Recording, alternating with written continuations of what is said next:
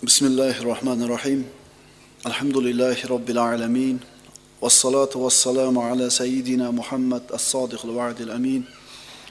Allahumma la ilma lana illa ma 'allamtana innaka antal alimul hakim. Allahumma 'allimna ma yanfa'una wanfa'na bima 'allamtana wa zidna ilma. Wa arina al-haqqa haqqan warzuqna ittiba'ah wa arina al-batila batilan warzuqna ijtinabah. وَجَعَلْنَا مِمَّنْ يَسْتَمِعُونَ الْقَوْلَ فَيَتَّبِعُونَ أَحْسَنَهُ وَأَدْخِلْنَا بِرَحْمَتِكَ فِي عِبَادِكَ الصَّالِحِينَ. Amma ba'd, assalomu alaykum va rahmatullohi va barakatuh. Payg'ambarimiz Muhammad Mustafa sallallohu alayhi vasallamni sahobalarning hayotini o'qishdagi navbatdagi darsimiz. Bugungi darsimiz 25-dars Ja'far ibn Abi Talib roziyallohu anhu haqida bo'ladi. Payg'ambarimiz sallallohu alayhi vasallam haqida Alloh taolo Qur'onda marhamat qiladi. Astagfirullah. Laqad kana lakum fi rasulillahi uswatun hasana liman kana yarjulloha wal yawmal akhir va zakaralloha katira. Tahqiq sizlar uchun Allohning payg'ambarini fe'l-atvorida sizlarga go'zal ibrat namuna bor. Kimga? Liman kana yarjulloha. Allohdan umidi bo'lgan. Allohdan umid qilgan hamda oxirat kunidan Allohdan umidi bo'lgan va Allohni ko'p eslagan kishilar uchun Muhammad alayhisolatu vasallamni fe'lida, hayotida ibrat namuna bor. Payg'ambar sollallohu alayhi vasallamning sahoba ikromlari Alloh azza va jalla o'zi tanlab olgan avlod. Bu shunday avlodki, Rasululloh sollallohu alayhi vasallamga ular hamroh bo'lishliklarini Robbimiz o'zi xohladi. Avvalgi darslarimizda aytib o'tganimizdek, muayyan shaxsiyatlarga, odamlarga qarab ergashishlik insonning tabiatidagi bor narsa. Islomiy huquqlarni kitobdan o'qib o'rganish mumkin, ma'ruzalarda eshitib o'rganishlik mumkin.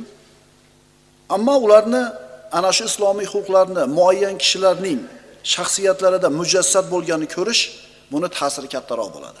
Ya'ni o'zingizga ibrat, namuna deb bilgan, kumir deb bilgan odamda bor bo'lishligi sizga ko'proq ta'sir qiladi. Ayrim ulamolar siratni, payg'ambarimiz sollallohu alayhi vasallamni hayotini o'qib o'rganishlikni farz deyshadi. Chunki Muhammad alayhisolatu vasallam tirik Qur'on bo'lganlar. Muhammad alayhisolatu vasallamning hayoti tirik Qur'on. Oysha onamiz roziyallohu anhodan so'rashgan edi, Rasululloh sollallohu alayhi vasallamning xulqi haqida. Kana xuluquhu al-Qur'an. Rasulullohning axloqi Qur'on edi deb javob bergan edi. Agar biz Payg'ambar sollallohu alayhi vasallamni va u zotning sahobalarini siratlarini o'qib o'rganar ekanmiz, mana shu bir ulug' qahramonlarning hayotlarini o'qib o'rganar ekanmiz, maqsadimizga yetamiz. Aks holda yeta olmaymiz. Bugungi darsimiz Ja'far at-Tayyar. Payg'ambarimiz aytganlar, Ja'farni ko'rdim, jannatda edi, ikkita qanoti bor edi, undan qon oqib turar edi, jannatdan istagan joyda uchib yurardi. Ja'far at-Tayyar. Baro ibn Ozib roziyallohu anhudan rivoyat qilinadi, Imom Buxoriydan va Termiziydan keltirilgan hadis. Rasululloh Ja'far ibn Abi Talib roziyallohu anhuga qarab, sen mening xalqimga va xulqimga o'xshading. Ya'ni xalqim degani yaralishim degani. Sen meni xalqimga va xulqimga o'xshading. Albatta bu Ja'far ibn Abi Talib roziyallohu anhu uchun ulkan sharaf edi. Xulqing ham menga o'xshaydi, o'zingni ko'rinishing ham menga o'xshaydi, deyaptilar Rasululloh. Sirat ulamolar aytadi, Banu Abdumannof urug'ida 5 kishi payg'ambarimiz sollallohu alayhi vasallamga o'xshab ketar edi. Hatto ko'zi xiroq odamlar Rasulullohni shu kishilar bilan adashtirib yuborishar edi. Ularning birinchisi Abu Sufyon ibn Xoris ibn Abdul Muttolib. Abdul Muttolibning o'g'li, Xorisning o'g'li Abu Sufyon. Bu Abu Sufyon ibn Harb emas, Banu Umayyani sayyid emas. Ikkinchisi Qusum ibn Abbos. Payg'ambarimizning amakisi Abbos roziyallohu anhuning o'g'li. Uchinchisi Soyib ibn Ubayd ibn Abdi Yazid ibn Hoshim. Imom Shofiyning bobosi bo'lar ekan shu odam. To'rtinchisi Hasan ibn Ali roziyallohu anhu, Rasulullohning nabirasi. Va beshinchisi Ja'far ibn Abi Talib roziyallohu anhu. Mana shu 5 ta odam payg'ambarimiz sollallohu alayhi vasallamga o'xshab ketishadi. Ja'far ibn Abi Talib roziyallohu anhu islomga birinchilardan bo'lib kirgan kishi edi. Ja'far ibn Abi Talib bilasizlar, Ali roziyallohu anhuning akasi bo'lgan, o'rtasida 10 yosh farq bo'lgan. Demak, Ja'far roziyallohu anhu Ali ibn Abi Talibdan 10 yosh katta bo'lgan. Rasululloh sollallohu alayhi vasallamga nubuvat kelib payg'ambar bo'lganidan keyin u zotga birinchilardan bo'lib iymon keltirgan kishi bu Ja'far ibn Abi Talib va uning ayoli Asmo binti Umays roziyallohu anhuma edilar. Hali Rasululloh Arqom hovlisiga kirmasidan avval Abu Bakr Siddiq roziyallohu anhuning da'vati sharofati bilan Ja'far roziyallohu anhu musulmonlar safiga qo'shildi. Kitoblarda keltirishicha 32 yoki 33 bo'lib iymon keltirgan edi. 32 yoki 33 kishi bo'lib. Demak, Ja'far ibn Abi Talib roziyallohu anhu yoshligida iymonga keldi. Endi bir insonni yoshligidan iymonda bo'lishi, toatda ulg'ayishi bu katta narsa. Chunki yoshligidan iymonga kelgan, iymonda yashagan odam bilan yoshi keksayib qolgandan keyin iymon yo'liga yurgan kishining o'rtasida farq bor. Albatta ikkalasiga ham Alloh taolo xayriyatni, al-husnoni va'da qilgan. Kishi yoshligidan iymonga yursa, ish tanlayotganda, mehnat tanlayotganda, kasb tanlayotganda adashmaydi. Oila qurayotganda, o'ziga turmush o'rtog'ini tanlayotganda adashmaydi. Halol haromni tanigan, erini haqqa yurishiga yordam beradigan juftni izlashlikka harakat qiladi. O'lchovi aniq, me'yori aniq. Agar kishi yoshligidan Allohni tanisa, juda katta xayriyatga ega bo'ladi va juda ko'p qoqilishlardan saqlanadi. Alloh taoloning roziligi birinchi o'rinda turish kerak degan fikr bilan ulg'aysa bo'ladi. Qanday odam bo'ladi bu? Payg'ambarimiz sollallohu alayhi vasallam hadisini unutmaylik. Ig'tanim xomsan qabla xomsin deganlar Rasululloh.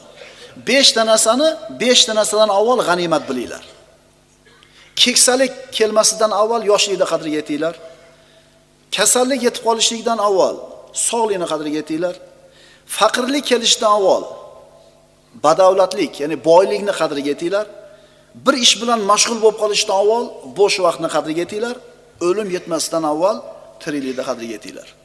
Shuning uchun qarib qolgandan keyin inson ko'p narsalardan to'silib qoladi. Ammo yoshlikda bu narsalarga imkoniyat katta bo'ladi. Ja'far ibn Abi Talib roziyallohu anhu Abu Talibning o'g'li. Abu Talib bilasizlar Qurayshning sayyidi bo'lgan. Garchi kambag'al bo'lsa ham qavmini sayyidi bo'lgan. Qaranglar, pul yo'q bo'lsa ham sayyid bo'lavergan ekan. Qavmini ulug'i, qavmini peshqadami, qavmini rahbari bo'lavergan ekan. Albatta boy bo'lish shart bo'lmagan ekan. Endi zamonlarda qaranglar, pul olmasa hech kim emas-da. Donishmand bo'lmaydimi? Bizning zamonda shunaqa bo'lib qoldi. Lekin avvalda unaqa emas edi ekan. Endi otasi qavmini sayyidi bo'lgandan keyin otasining ishlarini ko'rib ulg'aydi. Abu Talib o'zini qavmini boyligi bilan boshqargan emas. Mol mulki bilan emas. Aql zakovati bilan, fahm idroki bilan. Endi qarang, Abu Talib o'zi shunday bir ulug' martabali kishi bo'lsa ham kambag'al bo'lgan ekan, tirikchiligi qiyin bo'lgan ekan.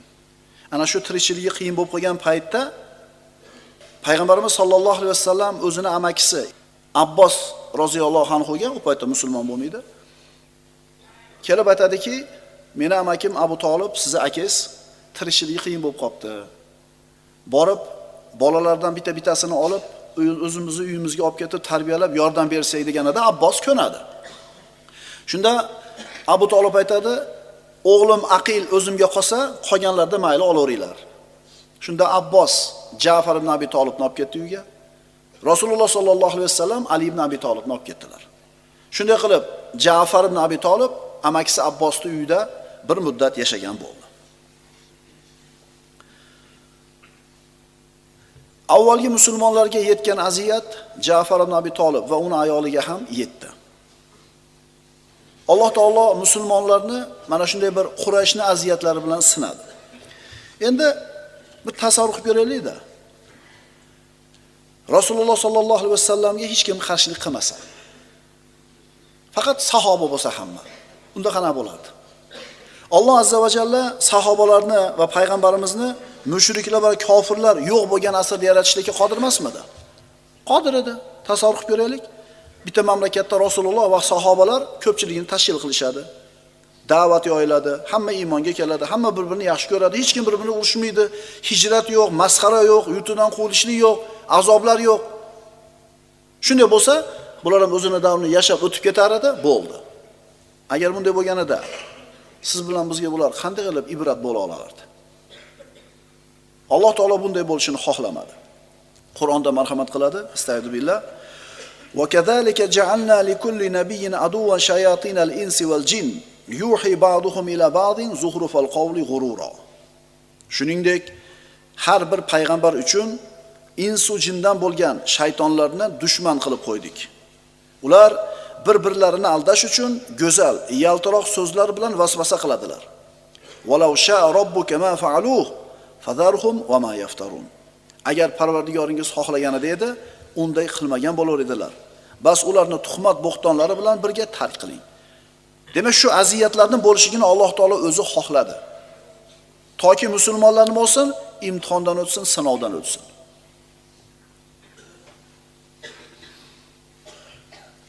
Ja'far ibn Abi Talib roziyallohu anhu iymon yo'liga qadam qo'yar ekan, bu yo'l mashaqqatlar bilan o'ralgan ekanligini yaxshi bilar edi. Payg'ambarimiz sollallohu alayhi vasallam aytganlar: "Huffatil jannatu bil makarih." Jannat insonni nafsiga makruh bo'lgan narsalar bilan o'rab qo'yilgan. Nafsizga yoqmaydigan ishlarni qilasiz, ine jannatga borasiz.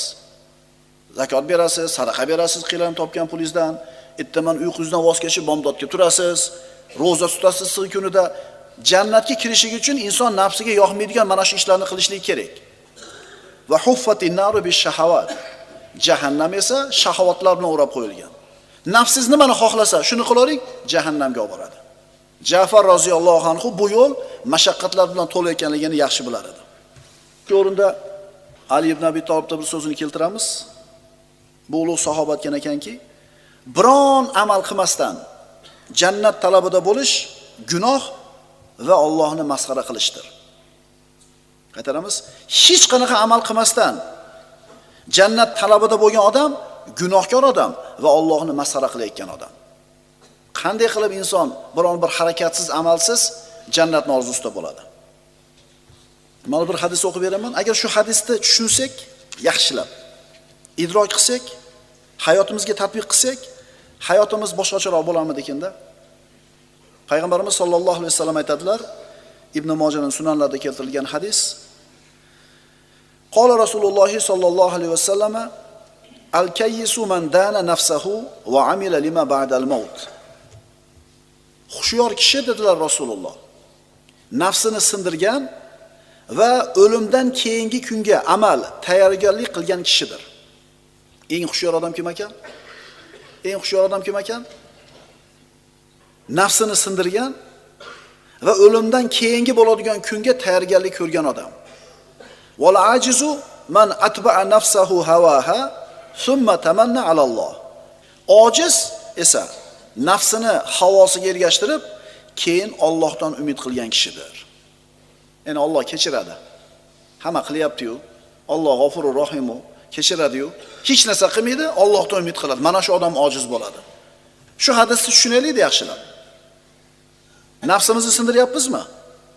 O'limdan keyingi narsaga harakat qilyapmizmi? O'limdan keyingi kunga hisob-kitobga tayyorgarlik qilyapmizmi? Demak biz xushyor odammiz. Va illo ojizmiz. Ja'far ibn Abi Talib roziyallohu anhu Habasistonga hijrat qilgan musulmonlar qatorida bor edi. Bilasizlar, Makkada da'vat oshkor bo'lganidan keyin Quraysh mushriklarini musulmonlarga beradigan aziyatlari haddan oshib ketdi. Shunda payg'ambarimiz sollallohu alayhi vasallam sahobalariga agar xohlasanglar Habasistonga hijrat qilinglar deb ruxsat berdilar. Chunki u yerda shunday podshoh bor, uni oldida hech kimga zulm qilinmaydi. Shunda Rasulullohning mana shu ruxsatidan keyin bir to'p musulmonlar Habasistonga hijrat qilishdi. Ana shularning qatorida Ja'far ibn Abi Talib o'zining ayoli Asmo bint Umays ham bor edi. Ular Habasiston yeriga kelganlaridan keyin yo'qotib qo'yishgan xotirjamligini topishdi. Chunki iymonga kelgan kunidan boshlab Qurayshdan aziyat, masxaralar, ozorlar, azoblarni ko'rib yashashgan edi. Mana endi Habasistonga kelgandan keyin tinch bo'lib qolishdi. Xotirjamlik va ibodat halovatiga erishdi. Ularga aziyat beradigan, ularni xorlaydigan kofirlar yo'q.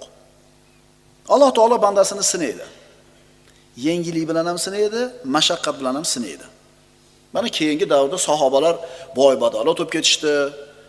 Dunyoda haqiqiy qo'lini uzatsa yetadigan bo'lib ketdi. Qo'lida ham iqtisodiy, ham harbiy, ham siyosiy quvvatga ega bo'lishdi. U ham sinov bo'ldi. avvalgi mashaqqatlar sinov bo'lganidek. Yengil kunda banda alhamdulillah deydi. Mashaqqatli kunlarda-chi? Ey Alloh, men senga nima yozuvdim deydimi? Ya demaydimi? Shuning uchun aytamiz, boylik mukofot emas, kambag'allik jazo emas. Qaytaramiz. Bir kishini boy badolat bo'lganligi Alloh uni mukofotlagan emas. Bu ham sinov. Kambag'al qilib qo'ygani jazolagan emas. Bu ham sinov. Ikkalasi nima ekan? Demak, haqiqiy mo'min, musulmon Alloh unga yengil kun berganda ham alhamdulillah deydi, sinov mashaqqat berganda ham Robbisiga hamd aytadi.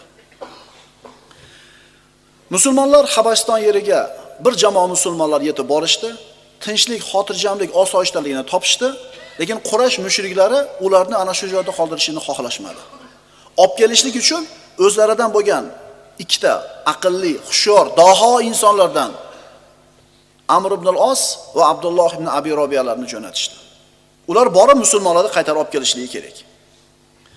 Endi ana shu Habasistonda bo'lgan qissani ana shu muhojirlar orasida bo'lgan Ummu Salama roziyallohu anha siz bilan bizga shu qissani so'zlab beradi. Ummu Salama roziyallohu anha aytadi: Habasiston yeriga kelib, xotirjamlik va yaxshilikka yetdik. Dinimizda xotirjam bo'ldik.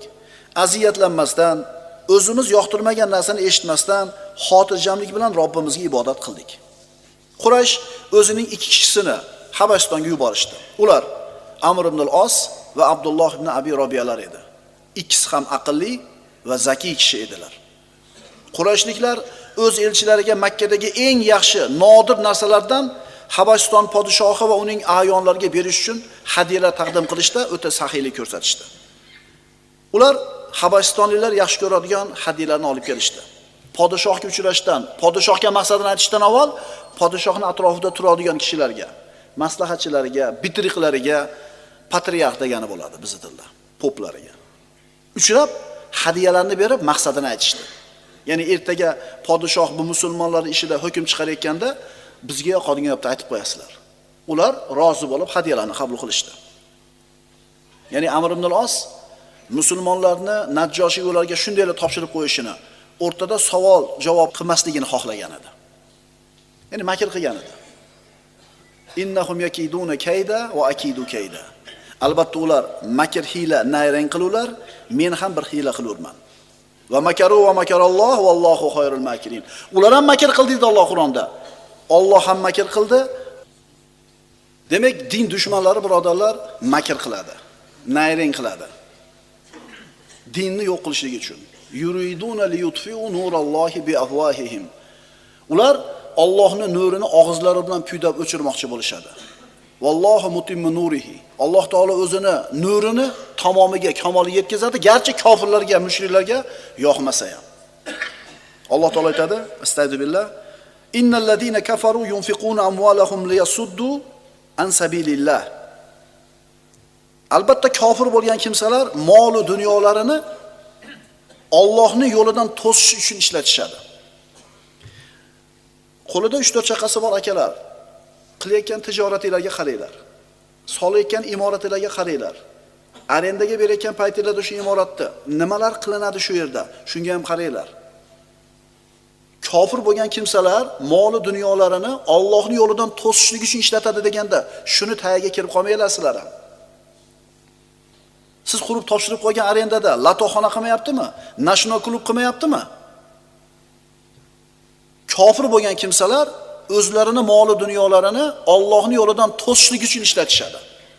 Endi mu'minlar qayga sarflashini juda yaxshi bilamiz. Shuning uchun qarab qo'yinglar. Qarab qo'yinglar. Amr ibn al-Os o'zini hamrohi bilan Najjoshiyning oldiga kirdi va dedi: "Ey podshoh, sizning yurtingizga bir to'p ahmoq yoshlarimiz kelib olishgan. Bir yangi dinni o'zlariga tutib olishganki, uni biz ham, sizlar ham bilmaysizlar. Bizning dinimizni tark qilishdi va sizlarning diningizga ham kirishmadi. Ularni bizga qaytarib berishingizni so'ranib, ularning otalari, amakilari va qarindoshlari bizni sizning yoningizga yuborishdi. Bas ular qilgan fitnani nima ekanini ular o'zlarini qarindoshlari, Makkadagilar boshqalardan ko'ra yaxshiroq bilishadi dedi. Maqsadini aytdi. Najjoshi yonidagi bitriqlariga, maslahatchilarga qaraganida ular: "Ey podshoh, bular to'g'ri aytishdi. Albatta ular bularning qavmlari, ularning ishlarini boshqalardan ko'ra yaxshiroq bilishadi. Ularni qaytarib bering, ishlarini o'zlari ko'rishsin" dedi. Najjoshi g'azablanib turib, "Aniqlab keyin ko'ramiz" dedi. Najjoshi bunga ko'nmadi. Rasululloh bekarga aytmagan edilar. Habastonga hijrat qilinglar, fa inna fiha malikan la yuzlamu indahu ahad. Habastonda shunday bir podshoh bor, uni oldida hech kimga zulm qilinmaydi degan edilar. Rasulullohning gumoni to'g'ri edi. Rasulullohning gumoni to'g'ri edi. Robbimiz bizdan birodarlar, agar hukm chiqaruvchi bo'lsak, ikki odam o'rtasida adolat bilan hukm chiqarishimizni talab qilgan. Va in hakamta fahkum baynahum bil qist innalloha yuhibbul muqsitin. O'zi qiyomatga borganda bir inson 4 ta odamga boshliq bo'lganiga pushaymon edi. Agar adolat bilan ish qilmagan bo'lsa. 2 ta odamning o'rtasida qozi bo'lganiga pushaymon edi. Agar adolat bilan hukm qilmagan bo'lsa. Agar hukm qilsangiz, o'rtalarida adolat bilan hukm qiling. Albatta Alloh adolat qiluvchilarni sevadi. Ummu Salama roziyallohu anha davom etadi. Najjoshi ularning so'zini eshitib, g'azablanib dedi: "Ularni chaqirtirib, ishlari haqida so'ramasdan avval ularni hech kimga topshirmayman." So'ngra musulmonlarni chaqirtirdi. Ummu Salama roziyallohu anha davom etadi. Uning yoniga borishdan avval yig'ildik. Bir-birimizga podshoh sizlardan diniylar haqida so'raydi. Iymon keltirgan narsalarda ochiq aytinglar. Podshohga Ja'far ibn Abi Talib gapirsin deyishdi. Bular ichida payg'ambarimiz sollallohu alayhi vasallamga eng yaqin bo'lgan kishi kim edi? Ja'far ibn Abi Talib edi. Boshlig'i gapiradi, qolganlar jim turadi. Keyin Najjoshining huzuriga bordik. Uning o'ng va chap tarafida uning bitriqlari kitoblarni ochib turishar edi. Poplari. Podshoh so'radi: "O'zingizga tutib olgan bu yangi din qanday din? U sababli qavmingizni dinini tark qilibsiz, meni dinimga ham kirmayapsizlar, boshqa bir ma'lum bo'lgan biror bir millatning diniga ham kirmayapsizlar." Mana endi Ja'far ibn Abi Talib hammaning nomidan gapiradi. 26-27 ga kirgan bola Habastonda katta mamlakatda podshosining oldiga kirib, yana nimani bayon qilish kerak, bilasizlarmi? Payg'ambarimiz sollallohu alayhi vasallam olib kelgan risolatni qisqa, sodda, lo'nda qilib yetkazib qo'yish kerak. Rasulullohning elchisi bu kishi. Ja'far roziyallohu anhu aytdi: "Ey podshoh, biz sanamlarga ibodat qiladigan bir qavm edik. O'laksalarni yer edik, fahsh, ma'siyat va fujurlarni qilar edik. Qarindoshchilik va qo'shnichilikni uzar edik. Odamlarga aziyatlar yetkazar edik. Oralarimizda kuchlilar zaiflarga zulm qilar edi. Shu vaqtda bizlarga qavmimizning eng nasabli, sharaflilaridan bo'lgan bir kishi Robbimiz tomonidan risolatni olib keldi. Bizlar u kishining rostgo'yligi, omonatdorligi va iffatli ekanini bilar edik. U bizlarni yagona Allohga ibodat qilishimizga, but va sanamlarni tark qilishga, qarindoshlikni qoyim qilishga, go'zal axloqli bo'lishga, ma'siyat va fahshni tark qilishga buyurdilar. Qotillikdan, yetimlarning molini yeyishdan, pokiza ayollarga tuhmat qilishdan qaytardilar. U zot bizlarni namozga, ro'zaga buyurdilar. Bironta oshcha narsa bormi? Yo'q. Biror narsa qo'shish kerakmi? Yo'q. Biz u zotni tasdiqladik. U zot Alloh huzuridan olib kelgan narsaga ergashdik. Halol degan narsani halol dedik, harom degan narsani harom dedik. Shunda qavmimiz bizga adovat qildi. Ular bizni azobladilar. Ular bizni dinimizda sinovga uchratdilar. Allohning ibodatidan butlarga ibodat qilishga qaytarmoqchi bo'lib, boshimizga misli ko'rilmagan azoblarni soldilar. Bizlar, ey podshoh, boshqalarni qo'yib, sizni yurtingizni ixtiyor qildik. Sizning oldingizda bizga zulm qilinmaydi deb umid qildik, dedi. Islom risolatini, Rasulullohning risolatini sodda, qisqa, lo'nda, yetarli qilib bayon qilib qo'ydi. 30 ga kirmagan yigit. 30 ga kirmagan yigit. Zarracha aqli bor odam, insofi bor odam bu gapni eshitgandan keyin albatta bundan ta'sirlanma iloji yo'q edi. Najjoshi uni so'zlarini diqqat bilan tingladi. Najjoshi Ja'far roziyallohu anhudan eshitgan narsalardan xursand bo'ldi-da, Keyin dedi: payg'ambarlaringiz sizlarga olib kelgan narsadan senda biror narsa bormi? Ya'ni payg'ambarlar olib kelgan narsadan biror narsa bormi? Ha dedi. Najjoshi o'qi dedi. Ja'far roziyallohu anhu Maryam surasidan bir qancha oyatlarni o'qib berdi. Astagfiru billah. Kaf ha ya ayn sod.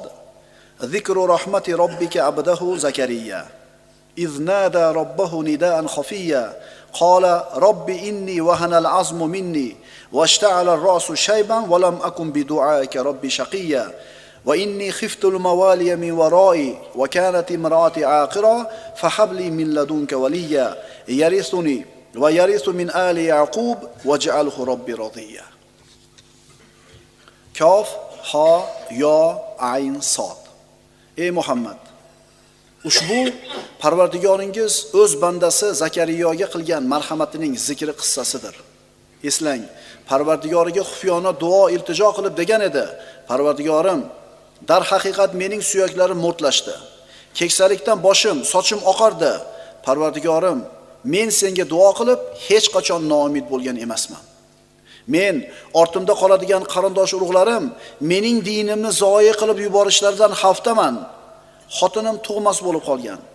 Endi sen menga o'z dargohingdan menga va bobom Yoqub xonadoniga merosxo'r bo'ladigan bir do'st, ya'ni farzand hadya etgin va uni o'z nazdingda rozi bo'lanadigan solih kishilardan qilgin. Ja'far ibn Abi Talib oyatni o'qib berar ekan, Najjoshi va uni bitriqlari qalblari erib, ko'zlaridan yosh oqdi, soqollari ho'l bo'ldi. Chunki Ja'far ibn Abi Talib o'qib bergan narsa haq edi. Va bular bu oyatlarni eshitib, to'g'ridan to'g'ri tushunishar edi. Ja'far roziyallohu anhu oyatlarni tugatganidan keyin Najjoshi aytdiki: Allohga qasamki, sen aytgan narsa bilan Iso olib kelgan narsa bir mishkotdan chiqmoqdadir. Najjoshi oyatlardan ta'sirlandida: Allohga qasam, sizlarni hech kimga bermayman. Meni yerimda omonlikda yashayveringlar dedi.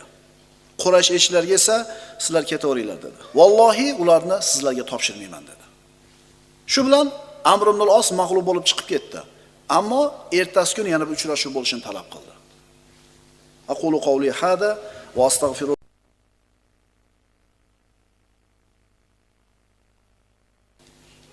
Bismillahirrahmanirrahim. Alhamdulillahi robbil alamin.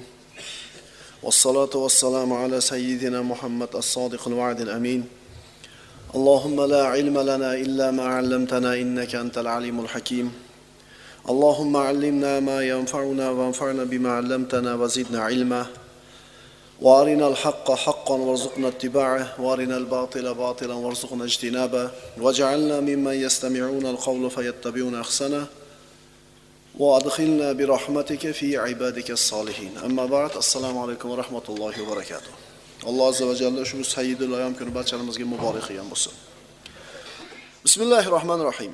O'tgan darsimizda Nabiy sallallohu alayhi vasallamning sahobalaridan Ja'far ibn Abi Talib roziyallohu anhuning hayotini o'qib boshlagan edik. Bugun davom etkazgan bo'lamiz inshaalloh.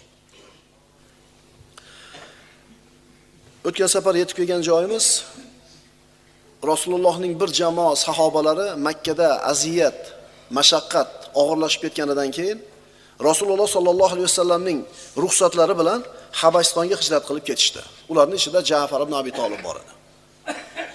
Quraysh mushriklari ana shu xotirjamlikni topib qolgan, omonlikni topib qolgan musulmonlarni qaytadan Makkaga olib kelishligi uchun o'zidan ikkita kishini yuborishdi. Abdulloh ibn Abi Robiya va arablarning daholaridan bo'lgan Amr ibn al-Os. Bu paytda mushrik edi. Ikkalasi bordi.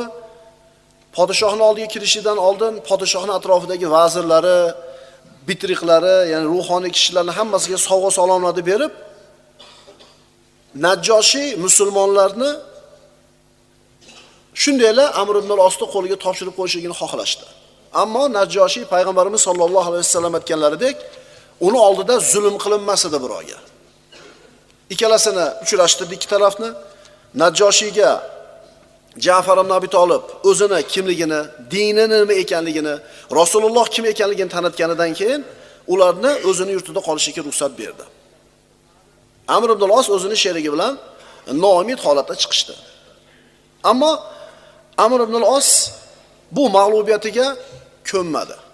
O'zini she'riga aytdiki, ertaga podshohning oldiga kiraman, unga musulmonlar haqida shunday gapni gapiramanki, bizga topshirishlikdan boshqa chorasi qolmaydi dedi. Ya'ni Iso alayhisalom haqida so'z ochaman dedi.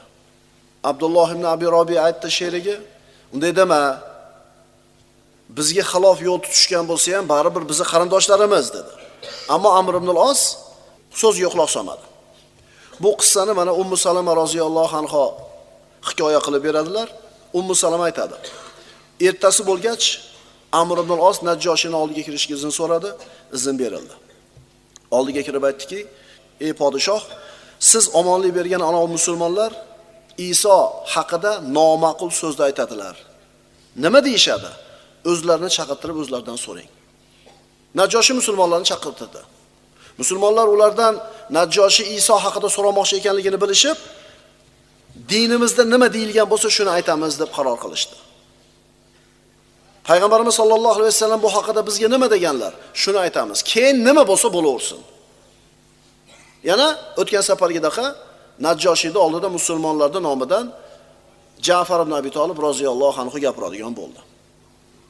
Ummu Salama roziyallohu anha davom etadi.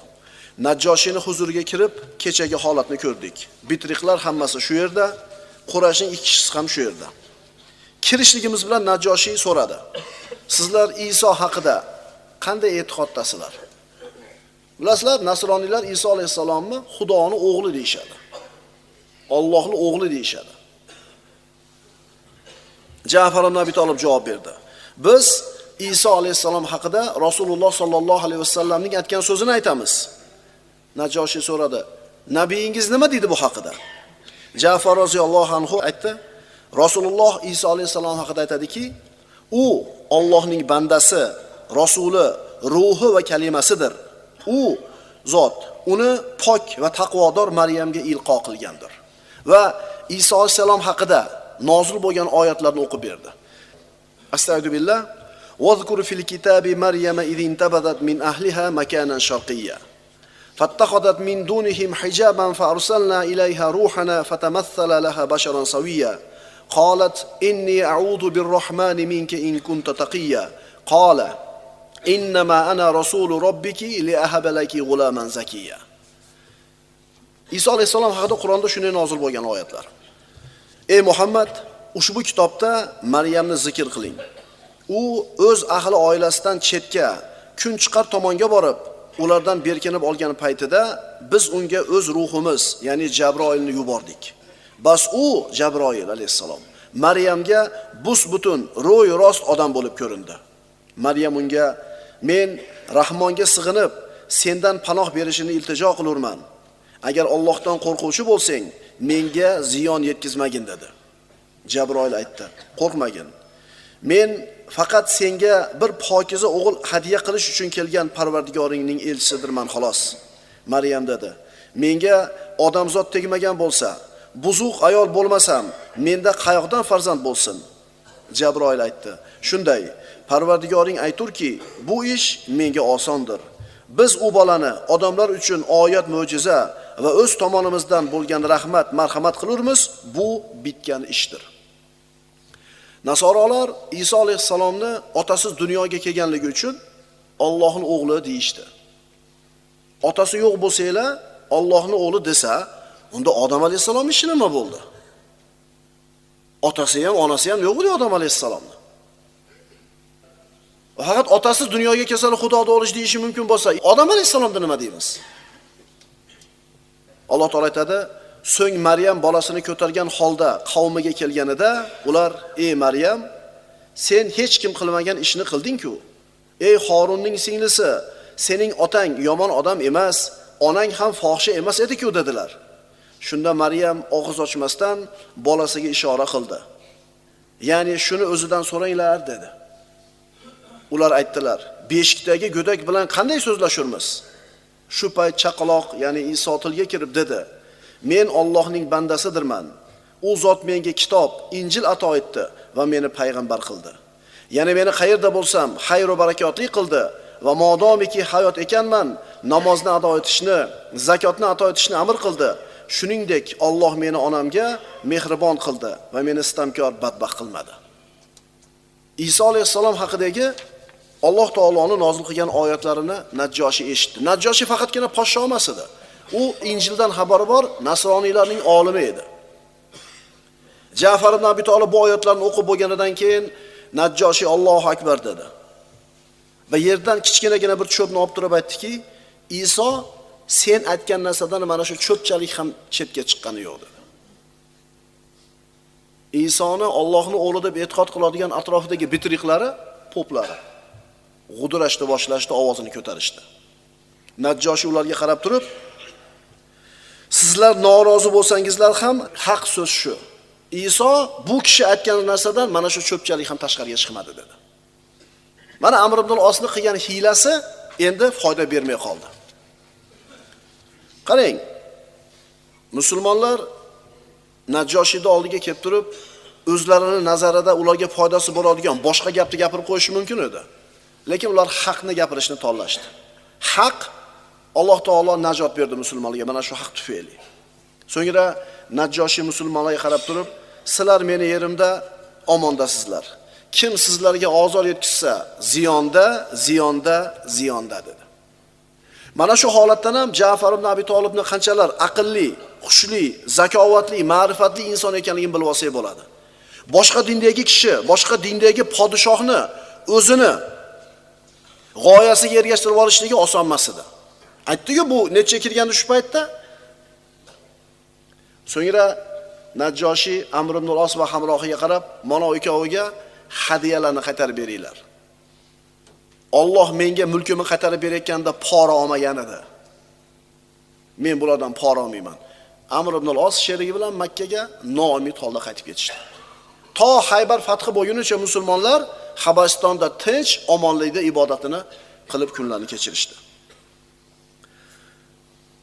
Quraysh mushriklari bir fitna qilishdi, bir narsani xohlashdi, ammo Alloh taolo shu narsani bo'lishini xohlamadi. Shuning uchun birodarlar, Alloh bilan birga bo'laylik. Alloh biz bilan birga bo'ladi. Qalbimizda faqat Allohni rozi qilishlik g'ami bo'lsin, mushkullarimizni Alloh taolo o'zi hal qilib berayotganligini ko'ramiz. Shoshilib ketamizda bizchi. Agar Alloh bir narsani bersa sizga, kim uni to'sib qola oladi? Agar Alloh bir narsani sizdan olib qo'ymoqchi bo'lsa, kim bu narsaga qarshilik qila oladi? Ihfazillaha yahfazka. Payg'ambarimiz sollallohu alayhi vasallam Abdulloh ibn Abbos roziyallohu anhuni yosh bolani ulovga uchqashtirib olib, nasihat qilganda eslaylik nima degan edilar? Ya g'ulam, inni uallimuka kalimat. Ey bola, men sizga bir qancha so'zlarni o'rgataman. Ihfazillaha yahfazka. Allohni haqlarini saqlagin, u zot seni saqlaydi. Allohning haqlarini saqla, doim ro'baringda topasan. Agar butun bir ummat senga yaxshilik qilaman deb turgan bo'lsa, Alloh yozganidan oshiqcha yaxshilik qilish olmaydi. Agar bir ummat senga yomonlik qilamiz deb turgan bo'lsa, Alloh yozganidan oshiqcha yomonlik qilish olmaydi. Rufiyatil aqlam va jaffatis suhuf.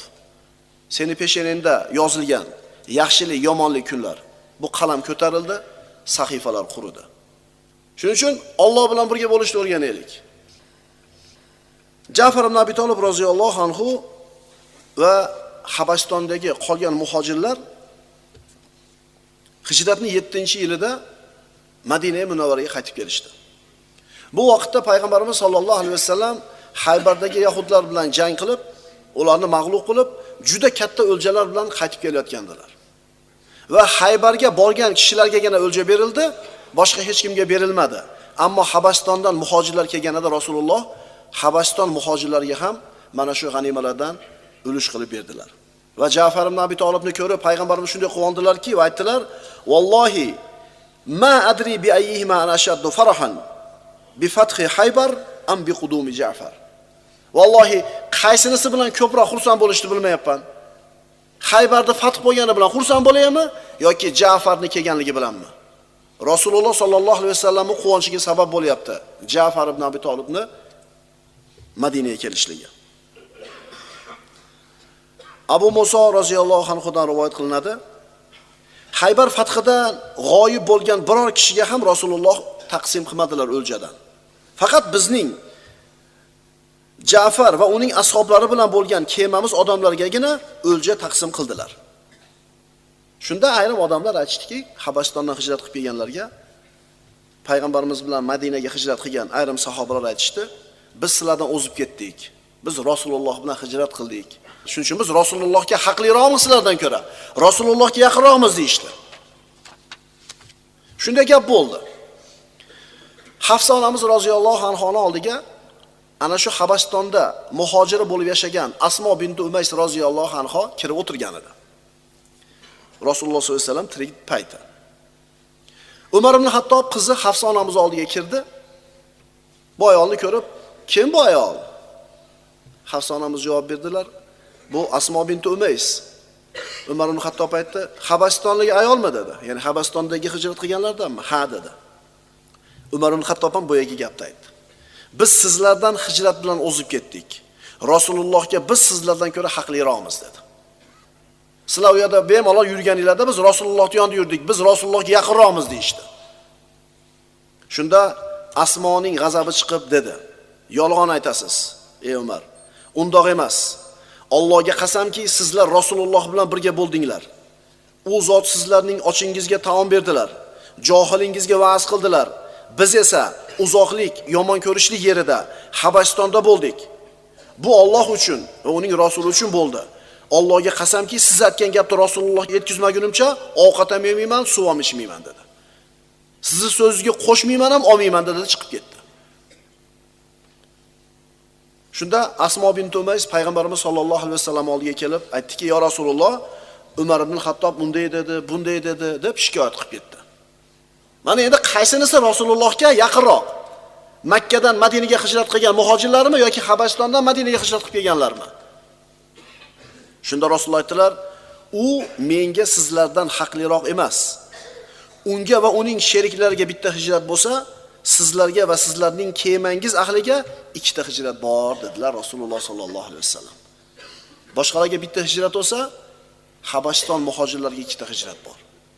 Asmo roziyallohu anha aytadi, Abu Muso va kema sohiblari Habashistonlik muhojirlar jamoat bo'lib kelib, mendan ushbu hadis haqida so'rar edilar.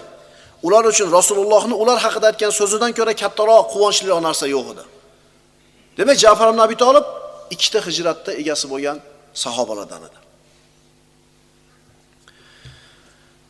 Saxovat peshaligi. Ja'far ibn Abi Talib Abul Masakin, miskinlarning otasi. Bizda saxovat deganda, xayr ehson deganda faqatgina boy odamlar ko'z oldimizga keladi. To'g'ri, shariatimizda o'zingdan oshganini ehson qil deyilgan. Yasalunaka mada yunfiqun qulil afu. Ey Muhammad alayhisalom, sizdan nimani infoq qilishlarini so'raydi sahobalar. Ayting o'zingizlardan oshganini. Bu sahobalar qo'lida bormi, yo'qmi, imkoniyatiga qarab turib yaxshilik qilishiga haris bo'lavergan ekan. Ja'far ibn Abi Talib boy bo'lmagan ekan, ammo miskinlarni yaxshi ko'rar ekan, miskinlarga xayr ehsonni to'xtatmas ekan. Qarang. Ja'far ibn Abi Talib miskinlarni yaxshi ko'rar edi. Ularga xayr ehson qilib turardi. Shuning uchun Rasululloh sollallohu alayhi vasallam uni Abul Masakin, miskinlarning otasi deb laqablagan ekanlar. Abu Hurayra roziyallohu anhu bu kishi ahli suffalardan bo'lgan. Kambag'al bo'lgan. Eng ko'p rivoyat qilgan kishi hadisni. Hadisni eng ko'p rivoyat qilgan sahobalardan.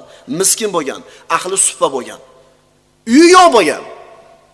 Masjidda burchaga bir supa qilib qo'yilgan, shu yerda bir 5 ta 6 ta o'sha bir kambag'al sahobalar o'sha yerda kun kechirgan. Bir abkar ehson qilsa yeydi, ichadi, bo'lmasa och qolib o'tiraveradi. Kunlarning birida Abu Hurayra roziyallohu anhu qorni och.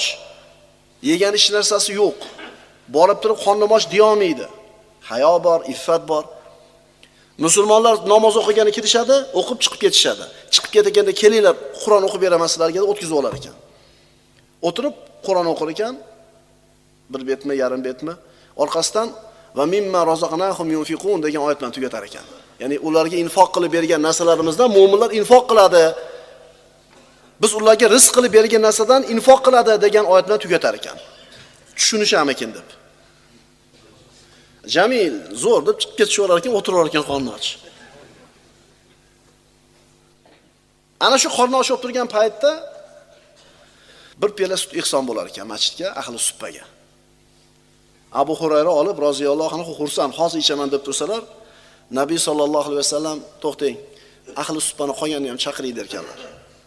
Ya Rasululloh, bir piyola o'zi chaqiring der ekan.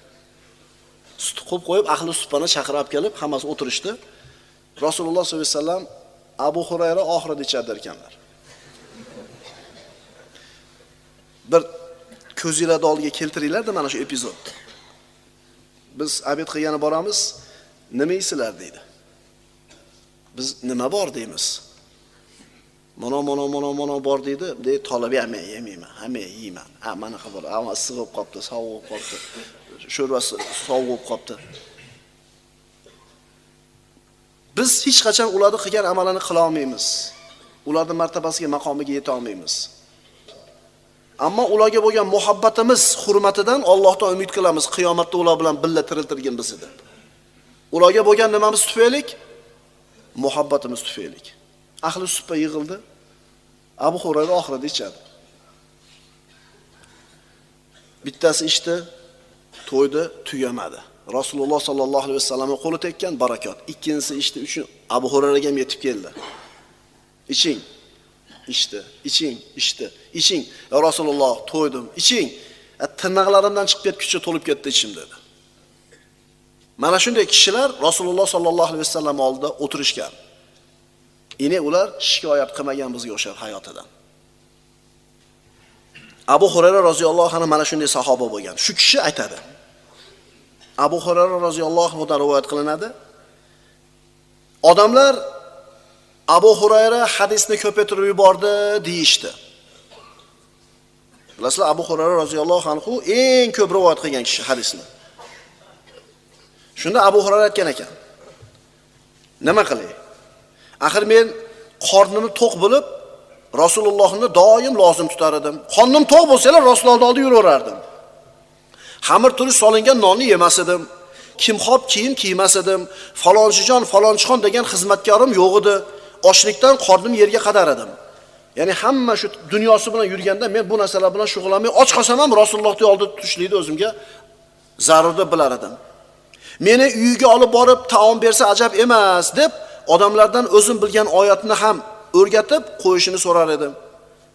Miskinlar uchun odamlarning eng yaxshisi Ja'far ibn Abi Talib edi. Kim aytayapti buni? Miskin Abu Hurayra roziyallohu anhu. Meni uyiga olib borib taom bersa ajab emas deb odamlardan o'zim bilgan oyatni ham o'rgatib qo'yishini so'rar edim. Bu oyatni men o'rgatib qo'ying desa, yur uyimda o'rgatib qo'ymasa ketaverar ekan, o'zi bilgan oyatni ham eshitgan. Nima bo'lib qolsa bo'ldi? Voy, qorni to'ysa boy edi ekan ular. Qorni to'ysa boy edi ekan ular.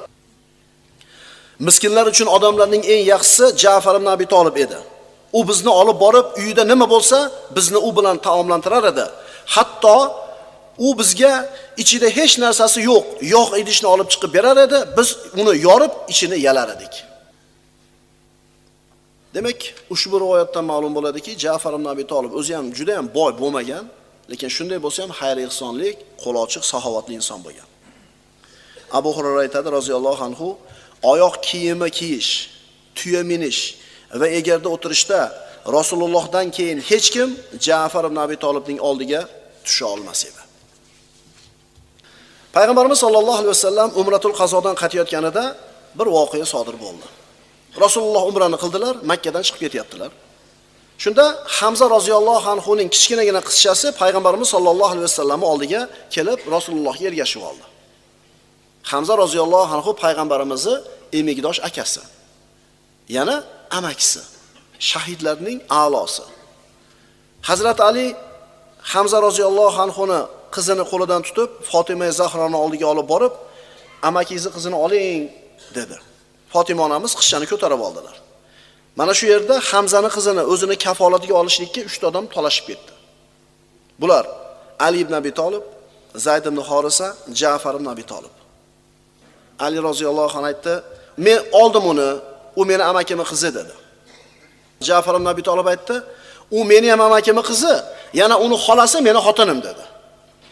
Demak, Ja'far bilan Hamza roziyallohu anhu nima ekan? Boji ekan. Zayd ibn Horisa aytdi, "U meni birodarimning qizi" dedi. Shunda Rasululloh sollallohu alayhi vasallam aytdilar, "Xola ona o'rnida bo'ladi" deb xolasiga hukm qilib berdi. Kimning qo'lida ketdi qiz? Ja'far roziyallohu. Shu bilan birga payg'ambarimiz mana shu uchala kishini shu qilmoqchi bo'lgan xayrli ish uchun munosib taqdirlab shunday dedilar. Hazrat Aliga qarab, "Sen mendansan, men sendanman." Ja'far ibn Abi Talibga qarab, "Mening xalqimga va xulqimga o'xshading" dedilar. Zayd ibn Horisiga esa, "Sen bizning birodarimiz va mavloyimizsan" dedi. Endi nima endi bitta qizni talashgan bo'lsa, shu ham bir katta narsami deyish mumkin? Hozirgi aqllar bilan. Ammo 1400 yil burun arablar qiz bolaga qanday ko'z bilan qaraganligini bir eslasak, bu qanaqa bir ulkan o'zgarish bo'lganligini ko'ramiz arablar orasida. Payg'ambarimiz qanday o'zgartirib yubordi bu arablar tushunchalarini. Qiz bola tug'ilsa, yuzlari qorayib ketar edi. Qiz bolani yomon ko'rardi arablar. Tiriklarini olib chiqib ko'mishar edi. Endi mana shu xalqni Rasululloh sollallohu alayhi vasallam 23 yil bor yo'g'i, 23 yil muddat ichida shunday tushunchalarni o'zgartirdilar. Payg'ambarimiz Ja'far ibn Abi Talibga, "Sen meni xalqimga, yaralishimga, jismonan ham o'xshaysan, xulqimga o'xshading." Ya'ni xulqing ham, yaralishing ham menga o'xshaydi. Albatta bu sharaf, birodarlar.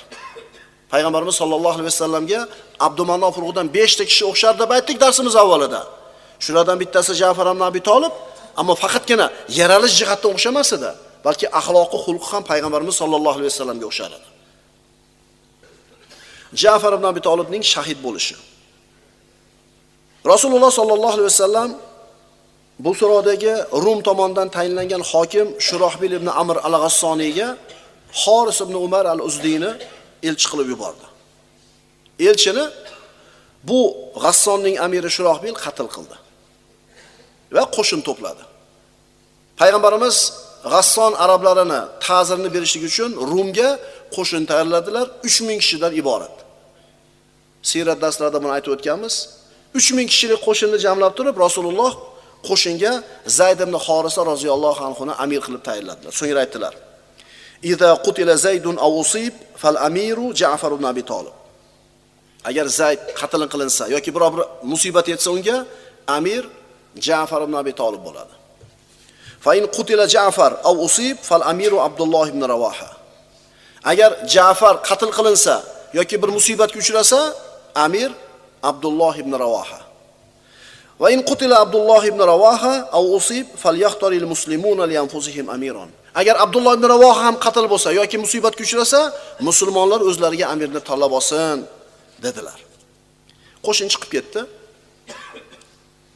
Yahudiylar kelishib, "Ey Muhammad, biz Tavrotda o'qiganmiz. Agar bir payg'ambar falonchi o'lsa, falonchi, po'kinchi o'lsa, po'kinchi deb 100 ta odamni sanagan bo'lsa, hammasi vafot topgan" deydi. Rasululloh aytdilar: "Zalika amrun yuriduhulloh." Bu Alloh xohlagan ish. Haqiqatan musulmonlar Mu'ta degan qishloqqa yetib kelishdi. 3000 kishilik qo'shin. Nasroniy G'asson arablari o'zlarining 100 ming askari bor edi. Yana bular Rum saltanati bilan ittifoqdosh edi. Rumdan madad so'rashdi. 100 ming qo'shin Rumdan keldi. O'zlariniki bilan 200 mingta qo'shin bo'ldi. Musulmonlar bor yo'g'i nechta? 3 mingta. Musulmonlar 2 kun muhokama qilishdi, nima qilamiz?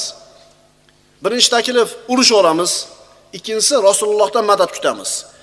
Lekin uchinchi variantni muhokama ham qilishmagan ekan. Urushadigan bo'lishdi. Tafsilotini shu sirat darslarida aytganmiz, eshitib qo'ysalar bo'ladi. Shiddatli jang boshlandi.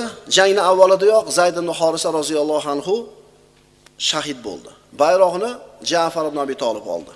Qo'liga oldi, otidan tushdi, oldiga qarab yurdi. Ya'ni izdihomda, tirbandda, qattiqligidan ot bir qadam oldiga ham orqaga ham yura olmay qolgan edi. Ja'far ibn Abi Talib payg'ambarimiz bergan bayroqni baland ko'tardi, jangga kirishdi. Jang shiddatli bo'ldi. Mushriklardan bittasi kelib qo'liga qilich urdi, qo'lini uzib tashladi. Ikkinchi qo'liga oldi bayroqni. Ikkinchi qo'liga urdi, ikkinchi qo'lidan uni uzib tashladi. Bayroqni shu ikkala qo'lidan qolgan narsa bilan shunday quchoqlab oldi. Uchinchi zarba Ja'far ibn Abi Talibni ikkiga bo'lib tashladi. Shahid bo'lgan holda yiqildi. Keyin bayroqni Abdulloh ibn Rawaha oldi, u ham shahid bo'ldi. So'ngra Xolid ibn Valid oldi bayroqni.